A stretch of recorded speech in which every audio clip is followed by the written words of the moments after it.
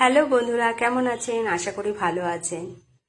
এই পটল খেতে খেতে সবার একঘেয়েমে লেগে গেছে, তাই একটু অন্যরকম ভাবে বানাবো। আপনারা সেটা দেখুন কি করে বানাই। আপনাদের আশা করি ভালো লাগবে। পটলগুলোকে ধুয়ে নিয়ে দু সাইডটা কেটে নিয়ে গোল গোল করে কেটে নেব। সে শেপটা আপনাদের মতন আপনারা করতেই পারেন। সব পটল এইভাবে কেটে নিয়ে আমি কড়াইতে তেল দিয়েছি, ওর মধ্যে বেশ খানিকটা জিরে দিয়েছি আর কালো জিরেও দিয়েছি, সাদা জিরে কালো জিরে দুটো দিয়ে এবার কড়াইতে একটু হলুদ দিয়ে নুন হলুদ মাখিয়ে রেখেছিলাম চিংড়ি মাছ, অনেকটা পরিমাণ চিংড়ি মাছ দিয়ে ভাজতে হবে।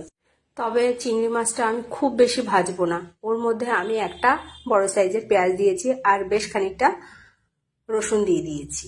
আমি বেশি ভাজবো না, হালকাই ভাজবো। বেশি না ভাজার কারণ পরেই বুঝতে পারবেন। আমি হালকা ভেজে এগুলোকে সাইড করে রেখে দিয়েছি।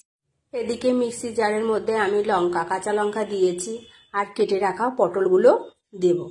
এরপরে আমি যে মাছগুলো আর পেঁয়াজ ভেজে রেখেছিলাম সেগুলো দিয়ে আমি এগুলোকে পেস্ট বানিয়ে নেব। রোজ রোজ পটল খেতে ভালো লাগে না, তাই এইভাবে খেলে সবার ভালো লাগবে।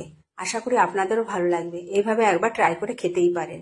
এবার পেস্টটাকে আমি ওই কড়াইতে আরেকটু তেল দিয়ে এটাকে বেশ করে কষিয়ে নিতে হবে।